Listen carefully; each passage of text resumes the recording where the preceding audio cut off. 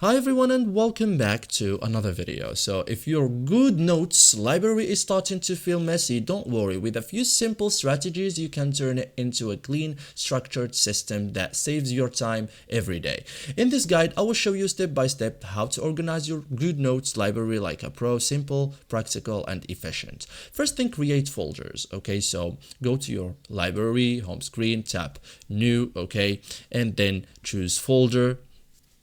Okay, tap create main categories like school, work, personal. Okay, think of folders like drawers. Okay, and use subfolders. So this is the next level organization inside each folder. For example, not this example, you can make another folder like school, English, science. Okay, this keeps everything structured. Name your notebooks clearly, so use a consistent naming style. So English unit 1, lesson plan week 1, meeting notes April. Okay, so clear names equals faster search. Okay, you can also use covers to visually separate, so assign different colors and styles for each subject. For example, blue to work, green to school, red to personal. Okay, and visual memory helps a lot. Okay, you can also move and group your files, so long press notebooks